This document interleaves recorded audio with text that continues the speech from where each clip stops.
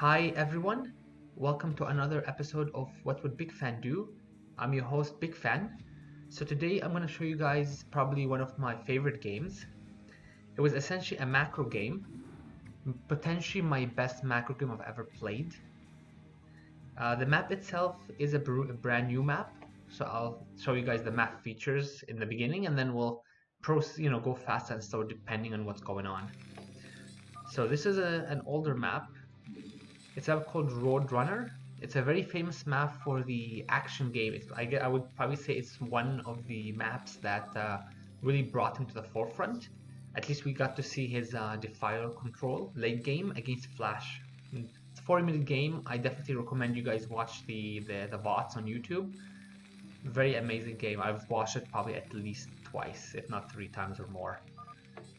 Anyways, so there's 4 different mains. There's the one where I spawned at as the red Terran. There's the one where my opponent spawned as the yellow Zerg. There's one more base here, and there's one more base here. The map layout itself is pretty early. Like it's pretty simple overall. So you usually will have the ramp, and that's where the expansion is. You have the expansion for this base here, the expansion for this base here. This is down the ramp, and the 4th base, and there's the expansion just down.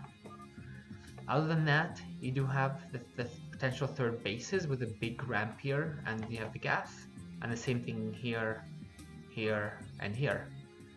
Now center-wise, and leaving your base, there is 2 bridges when you leave your base, so things like lurkers here can be really nasty to deal with for a Terran player. And you have some of these destructible power generators, so these are things you can use, for making chokes. But other than that, the map itself is quite simple, nothing too crazy or fancy. Okay, so let's get started and take a look and see what's going on. So the game itself is nothing too crazy right now going on. I'm just doing more than like a Rax expand. My opponent's probably just expanding at 12. I don't think there's a pull. Yeah, there's no pull yet. I'm gonna speed things up for you guys. So no gas yet. This is another sign that I'm expanding. You guys can see I typically try and take my CC at about 14. Sometimes I'll do 15 depending on if if I'm floating above like 450 or wherever it is. So my opponent has made a couple links. His pull is already done. He's getting his 3rd hatch, likely 3 hatch Muta. Nothing too crazy. He's got the gas as well. Couple of drones now mining. Not a good thing. I have my first bunker. I do see the Zerglings. And I mean the wall itself here, as you guys can see, this is open here. I want to say this is closed, but so I think this is the only open one. I think this is closed here as well. Couple idle SCVs, and that's not a very good thing. My academy is done. I have enough gas. I should be able to get stim. And there you go. That's some pretty decent timing. I think it actually might be slightly early. I'm getting my depot, so nothing too crazy. Probably a hatchery there, or a spire. Yeah, there you go. There's a spire. I'm still looking for the 3rd base. And my opponent's keeping watch outside my base, so everything's good on both sides. Nothing out of the ordinary for either of us. And I mean, he's gonna start pooling money. He's just getting some overlords now. Second one's gonna pop out, and this way, as soon as the spire is done, he'll make, I believe, 8 Mutas.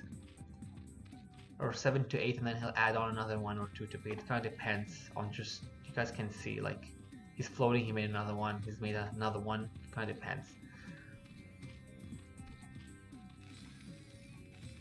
And my turrets are pretty much right on time, slightly early, but the thing is, eventually with this kind of stuff you start feeling it out, which is what I was doing up at this point in time. Turret coverage is pretty good, covers a lot. I'm also getting +1 because I know it's Muta's coming, I believe, or at least I can tell, just because I played against my Zerg opponent many times. I know he loves his Mutas. This is quite a bit of terrorists, but this is really good coverage. This is open from here, so this is obviously a concern popping in and killing some stuff here.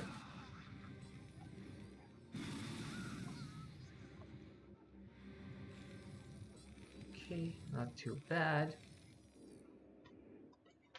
So I've scouted. I haven't seen the drone. I didn't see the. Oh, okay. There you go. I saw the drone. I'm trying to prevent that. Making my way to the top as well. Because keep in mind, even though there is a drone here, and it looks like the drone must have killed my SCV. That's the only possibility here. Or maybe the Zerglings did. I didn't see it. Because keep in mind, even though there's a drone here, there's always a chance there's a drone here, and he's waiting to see if one of them gets killed. He'll just make it in the other one. My factory's floating. I have my starports. Did I make 2 factors? Yeah, this was probably a mistake. I'm also getting a third with a bunker now. A bad idea. I do need some more medics in this army. You know, like a turret here is a pretty good place. Probably I 1 here and 1 here. I like 3 per base. Okay. Yeah, I definitely need at least 1 more medic here. Probably 2 more is a decent number.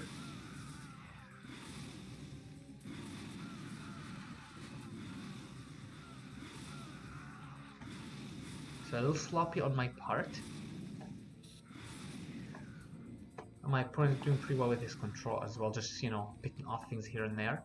I do have the base established. I do have things in the bunker, some marines, and I'm also getting a 4th. So you guys can see this is pretty fast. I'm only about 11 minutes into the game.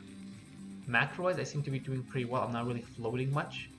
I already have my 2 starports. I'm guessing that I have irradiate. I have my 2nd eBay as well. And this is an early transfer, but as I mentioned in a previous cast, I like to transfer a couple to try and make a bunker and, you know, the gas and everything. I probably got really busy because you guys can see the mules are literally swooping in from this area I mentioned earlier. There's no turret coverage here.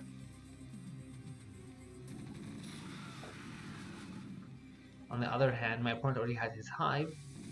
Oh, okay, well, there's a drop.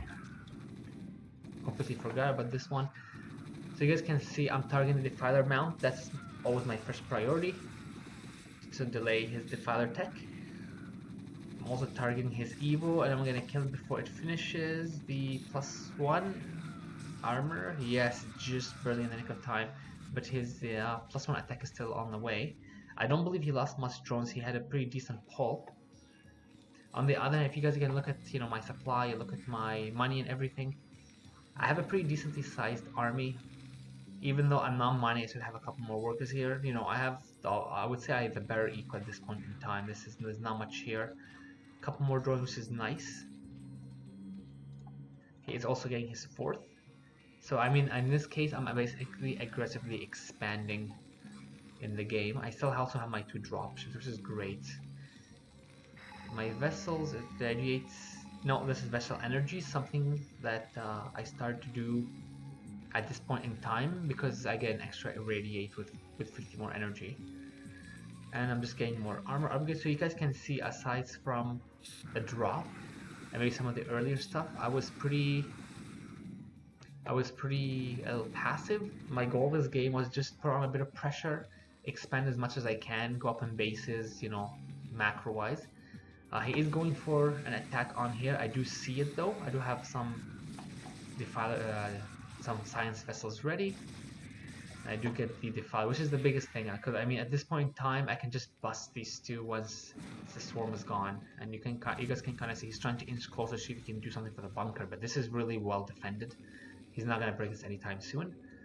Likewise, I mean my money is flowing just a bit, but I believe I got supply blocked, and you know, 4 base eco, 16 minutes into the game, I'm almost maxed out. I'm on 2-2. What's his upgrades? Well, keep in mind I did kill one. He's probably on at least 0-1 or 1-0. Let's see. He doesn't have anything. What about his melee units? So he's on 1-0. So killing that Evo chamber really delayed things for him. So it's not bad drone saturation. This is not that bad. Well, with these it'll look a little nicer. He does need a bit more. And I'm pretty sure, yeah, I'm gonna probably be moving out. Like, this is a lot, that's a lot. At this point in time, I'm almost 120 above his supply. As long as I don't make any silly mistakes, I can probably just crush him outright.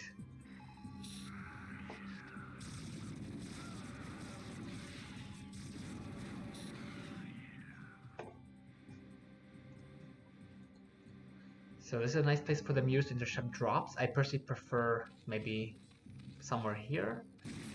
I'm essentially just going for a bust on his expansion.